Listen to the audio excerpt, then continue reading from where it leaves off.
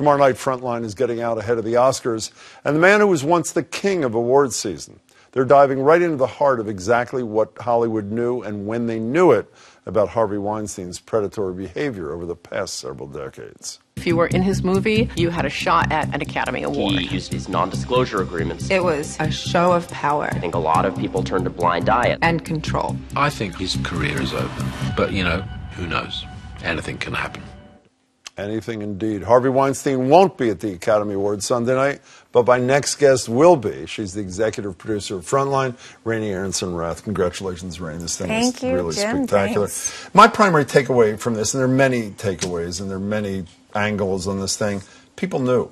Tons of people knew and did absolutely nothing. I'm not talking about survivors. I'm talking about third parties. That's true, right? Well, I mean, what we found is over and over again, people inside the company, people who knew him, people in positions of power knew. And what struck us the most was that a lot of the people who shared their story, in particular Paul Webster, who was in Miramax with him, said he didn't even think of sharing his story. That's how entrenched the culture was at the time. And how powerful. 81 Oscars, I looked up this afternoon, right. I'm sure you know this, for his films. That Paul Webster guy was the head of production at Miramax, said it was like a cult, a brutal regime. Agents allegedly know. Is it because, as at least one or more of the models and or actresses who you spoke to in this film said, you know that if you get in his film, you have a chance of being nominated for an award? I mean, he's essentially the king of the industry. Is it that or fear or what? I mean, I would think it was both. I think it was women who were actresses or models who really did want a chance. I think also from their perspective, if they did share, they didn't see any upside to that. There was so much fear. They were so scared. To this day, there are women who are scared to share their stories about Harvey Weinstein. So I think there was an entrenched culture. There was also a sense of fear. And the silencing that then happened with them was really profound. Yeah, I mentioned to you earlier today, it is one thing to read the comments about fear and not knowing if you're going to get out of the room with a naked Harvey Weinstein. But when you see these women looking into the camera and their saying testimony that, is very, very impactful. So we felt in these interviews with the alleged victims that they were sharing their stories, some of them for the first time, but others had indeed shared their stories with text and print reporters. But to have them spend that time with us on camera is a very different feeling from them. What'd you learn about this Weinstein thing, and what will viewers learn that they didn't know before? My biggest takeaway is that this is bigger than Harvey Weinstein. So when I went through the interviews and we were working on the film, I kept thinking to myself, the message that we should all take away from this is, if you're in a position of power, if you're near to power, if you're in a company structure and you see things happening that aren't right, you actually are obligated to say something.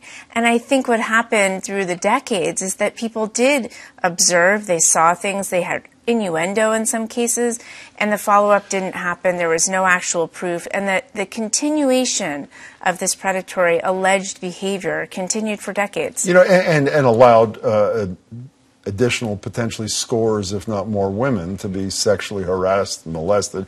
Now, I can say what you can't say. When you have Cy Vance, the Manhattan DA, in this thing, and deciding not to prosecute, when this woman with great courage, Ambra Batalana Gutierrez, presents an audio tape of her encounter where he acknowledges that he groped her, is to me horrible, which gets me to the other thing I wanted to talk about. When I mentioned in the beginning, people are probably saying, why is she going to the Oscars? It's not just because you're a frontline person. Why are you going to the Oscars? Well, Abacus, the incredible film by Steve James, was nominated for Best Director, so fingers crossed we will see him on Sunday and we'll all be there rooting him on. Small enough to jail. One of the great stories about a Chinese immigrant family that opened a bank in Chinatown. It's the 2,651st biggest bank, but it's the only one that what? Indicted after the 2008 mortgage crisis, the only bank that was indicted, if you can imagine that. So Frontline doesn't really do bank films that are positive about banks, but what we ended up seeing is that this bank was targeted, they were found to be innocent in the end, and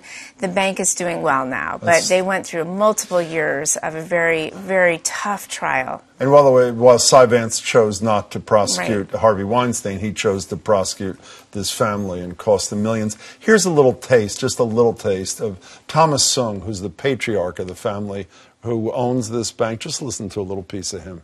The DA made such a big parade, bringing people from Washington all these tough law enforcement officers and making such a big announcement that we are part of the cause of financial crisis of 2008. Almost laughable. It was laughable. Very quickly before we go, now you got to finish this film before you go. Right, we're How not excited done. are you going to the Oscars? We're so excited. And I you ready can't to wait. explode? Kind of excited? I'm ready. I can't wait to get Weinstein on the air and then head to LA. Everybody else asks you about your dress. I won't. Nice to see you. Thank Only you. because we don't have enough Thank time. you so Can't wait to much. see you. Randy, Okay, thanks so great. much. Thanks, Jim. And congratulations. You can watch the Frontline special Weinstein. It's tomorrow night at 9 p.m. right here. You can also find more information online at pbs.org/frontline.